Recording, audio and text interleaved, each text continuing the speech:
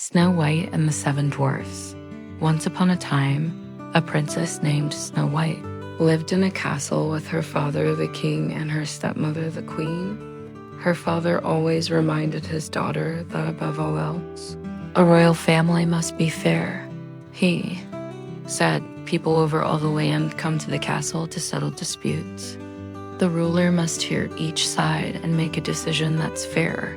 The queen, Snow White's stepmother, knew how important being fair was to her husband. She went to her magic mirror and asked, "Mirror, mirror on the wall, who is the fairest of them all?" "Snow White is the fairest of them all," said the magic mirror. "What?" shouted the queen in surprise. "No one is more fair than I. The queen must be the best at everything. What's more fair than that? Snow White is the fairest of them all," stated the magic mirror again. The queen shook her fists. "What do you know? You're a mirror." She threw a blanket over the mirror and stormed off.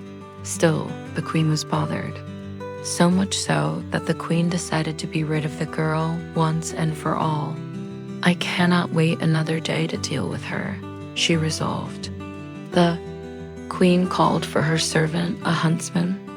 Pointing her long fingernail at him, she said, "Tomorrow, find a reason to take Snow White deep into the woods and kill her." The huntsman was shocked, but she was the queen. What could he do? The next day, he took Snow White into the woods.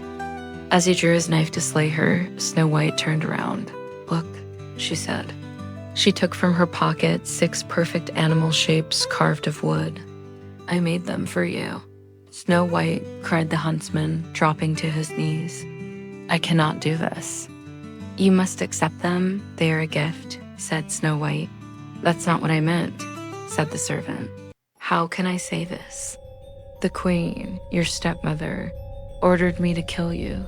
The huntsman dropped to his knees. "But I cannot." "She what?" Snow White called out with alarm.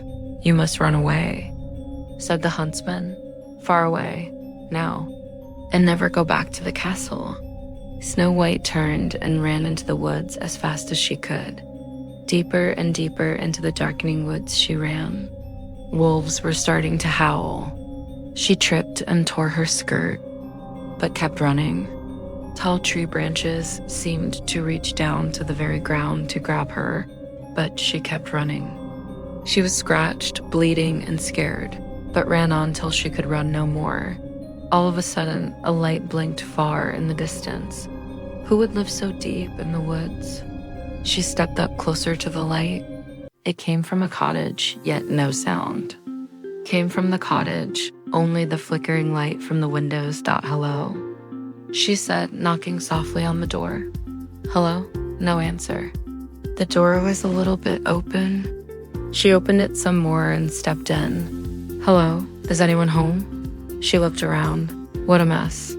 Maybe if I clean up around here, she thought, the ones who live here will let me stay here tonight. As she cleaned, she thought of someone. Before her father married the queen, her stepmother, she and a prince who lived in a nearby kingdom were spending time together. When he visited, they would take walks in the royal garden, tell each other stories of life at court, and laugh at all the oddities that was the life they led. However, once her father remarried, the stepmother made a new rule: no more visitors. It wasn't seemly, she said in a firm voice. Now the prince had to slip over the castle gate in secret. The prince would call out to her from under her bedroom window, and they could talk a bit that way. They had to keep their voices low, so it wasn't as good as walking in the royal garden, but it was the best they could manage. She fretted. If she never returned again to the castle, would she ever see him again? What would he think of her? When he came to visit and she was no longer there? After Snow White cleaned up the living room, she climbed the ladder to the attic. Upstairs, 7 little beds, sized as if for children, were lined up in a row. Tired from cleaning, Snow White yawned and lay directly across all 7 beds. Before she could even stretch out her arms, she was fast asleep. In the meantime, the 7 dwarfs were headed home from a long day of working in the jewel mines. When they opened their door, you can imagine their surprise when they saw their cottage. "Glistening, what kind of magic is this?" said one of the dwarfs, rubbing his eyes in disbelief. He was grumpy. "I wouldn't mind more magic like this," said another of the dwarfs with a grin. "He was dopey, we'd better check the attic," said another dwarf. His name was Doc. "Something is strange around here, take my word for it." "Well, we might as well go upstairs and see what we find." Much to their surprise, lying across all their beds was a young lady with a sweet face, fast asleep. "Who are you?" said all the dwarfs at once. Snow White bolted awake. The 7 dwarfs could tell she was as surprised as they were. When everyone calmed down, they told their stories. Snow White learned their names: Bashful, Doc, Dopey, Grumpy, Happy, Sleepy, and Sneezy. She told them about life in the castle and her stepmother, that her stepmother had to get the huntsman to kill her, that the huntsman had told her she must escape into the woods, and that she could never go back home again. "Stay here with us," said Bashful. "How nice of you," said Snow White. "But if I were to stay here, I would have to do something for all of you." "You already cleaned up," said Sneezy, and then sneezed. "It looks like there's more dusting to do," said Snow White. "We could keep the house tidy as long as everyone pitches in. I can teach everyone so they know what to do. And I'll do my share too, of course. That's fair," said Happy. "You bet." Snow White nodded. "There must be something else I can do for you," said Snow White. The 7 dwarfs shrugged. "Do you know how to read?" said Dot.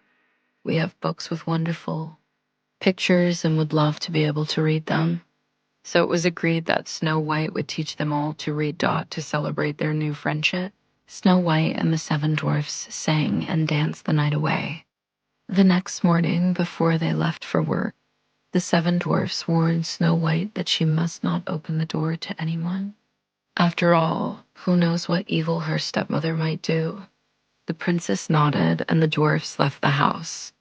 The princess prepared her first reading lesson. She also prepared a good hot meal for the 7 dwarfs for when they returned home later that night. And so the day passed. Back at the castle, the queen marched up to her magic mirror. "Mirror, mirror on the wall," she demanded, "who is the fairest of them all?" "Snow White is the fairest of them all," said the magic mirror. "That is impossible," screamed the queen. "The girl is no longer alive. Snow White lives," said the magic mirror. An image on the mirror showed Snow White living in the cottage of the 7 dwarfs. Rage filled the queen's body. She screamed, "Snow White will not get away with this." At the cottage of the dwarfs the next afternoon, when the 7 dwarfs were away at work, there was a knock on the door. "Who is it?" said Snow White. She remembered the warning of the 7 dwarfs not to open the door to anyone. "It's only a poor old woman," came a squeaky voice selling apples.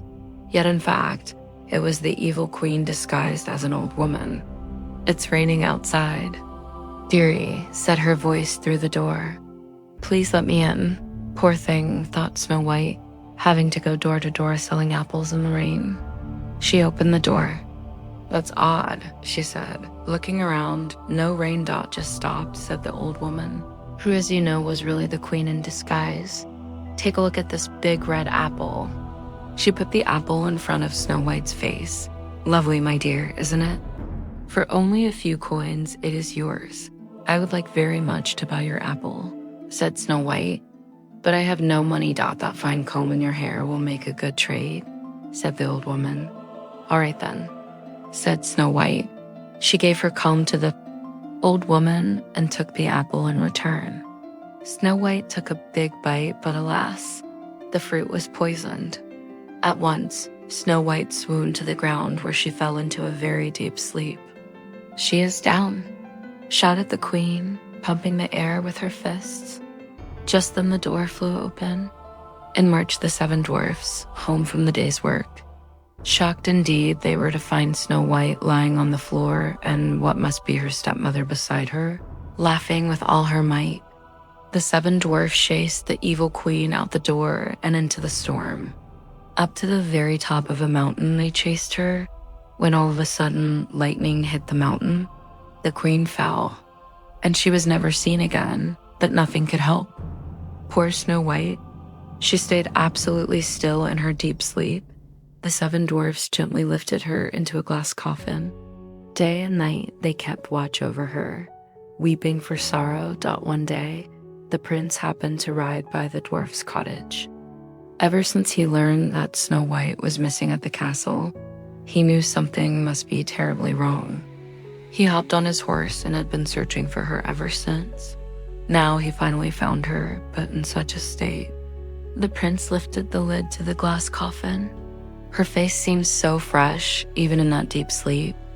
The prince gently took one of Snow White's hands in his own and kissed it. At once, Snow White's eyes opened. With love's first kiss, the evil queen's spell was gone forever. The 7 dwarfs let out a big cheer. The prince and Snow White leaned towards each other. Delighted to find each other again, they smiled. Now nothing stood in the way for Snow White and the prince to be together. They bid a fond farewell to the 7 dwarfs and returned to the prince's kingdom, where they could be safe and live free. Before long, they were married and lived happily ever after.